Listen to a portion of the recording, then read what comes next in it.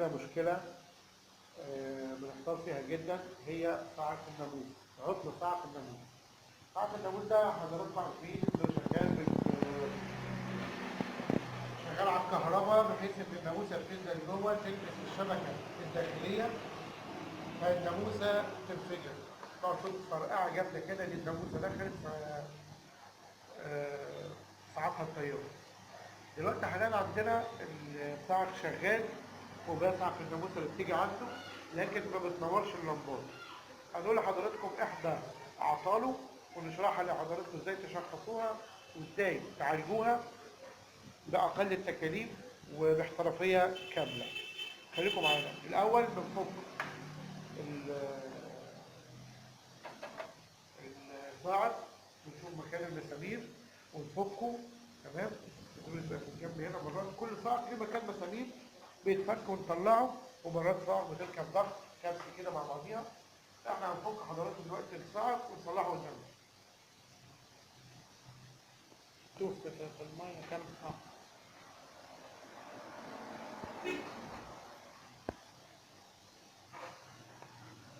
خلي بالنا يا جماعه من حاجه مهمه جدا جدا، حاجه مهمه ودي بتكون في منتهى الخطوره، نخلي بالنا منها جامد. الشبكه دي والاسلاك دي بتكون مخزنه شحن الكهرباء. مهما تصل السرعه وتشيل الفيشه بتبقى مخزنه، شحنه كهرباء. فاحنا المفروض قبل كل شيء بنفرغ اللي ما نلمسش الشبكه دي بايدينا خالص، نخلي بالنا منها ما نلمسهاش. فاحنا دلوقتي بنجيب مفك معزول، مفك كهرباء معزول وبنلمس بيه. خليكم معانا كده، شوفوا حضراتكم بنلمس بيه الشبكه، نفرغ شحنه الكهرباء. لو شفت حضراتكم كده دي الفرقعه دي كده تمام تمام، وبنكون شايلين طبعا فيشه الكهرباء. اول حاجه حضراتكم بنفحص الستايتر. في 2 ستايتر، كل لمبه لها 1 ستايتر. اول حاجه احنا بنعملها بنفحص الستايتر، بنفتح الستايتر نفتحه نطلعه. مش شرط اللمبه تكون مسوده كده نقول للحلقه، لا، المشكله عندنا الكويل ده، الملف ده بيكون ضارب من جوه هنا او هنا، او ممكن برضو ده يكون ضارب.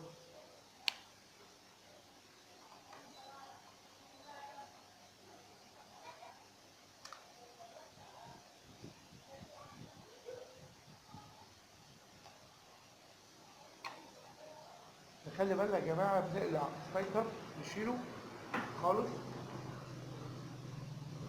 وبنجيب حته سلك نقشرها من الطرفين ونعمل بيه تيست. نخلي بالنا يا جماعه، ده في منتهى الخطوره، ده في منتهى الخطوره، دي كهرباء جامده، ده صاعق يعني مش هزار.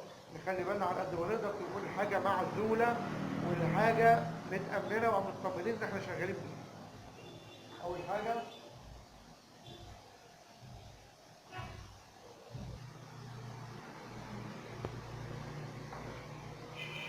دلوقتي حضراتكم عشان نحدد العطل بنوصل فيشه الكهرباء وبنشيل السبايكر وبنجيب سلكه معزوله زي ما قلنا لحضراتكم وبنوصلها في اطراف السبايكر اللي احنا شلناه. شايفين حضراتكم بيبدا يتفاعل يشتغل معانا، واول ما تنور اللمبه اللي تحت نرفع السلكه بينوروا الاثنين معانا. كده ده عيب سبايكر، عيب سبايكر. لما معانا كده السبايكر ده مش شغال، السبايكر ده شغال. ممكن نعمل حضراتكم نفس التجربه على السبايكر تاني هتتاكد منه، واثبت لحضراتكم ان ايه الاختبار كويس معانا.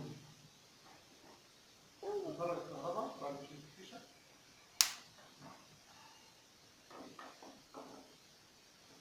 السبايكر ده اللي كان راكب نركب اللي شغال الاولاني مكانه، نشيل الثاني،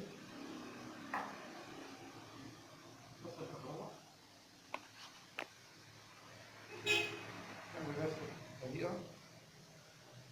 حضراتكم كده مش شغال معانا، معنى كده ان السبايكر نفسه قاطع، السبايكر ده قاطع، معنى كده ان ده اللي شغال ده قاطع زي ما انتم شايفين.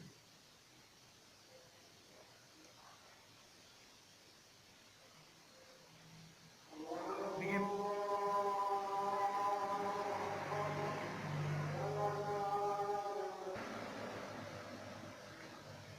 جبنا ستارتر جديد، نوعية كويسة، لأن في نوعيات مضروبة مش كويسة، تعبانة خالص السوق، تعبان مرة واحدة ممكن ما تنزلش مرة، هتركب السلكة التاني نشوف هيعمل ايه.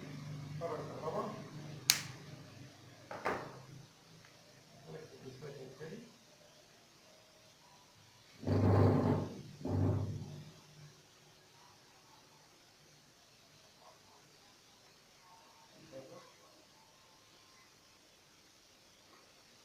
هنا نوروا الاثنين كده الجهاز معانا شغال تمام.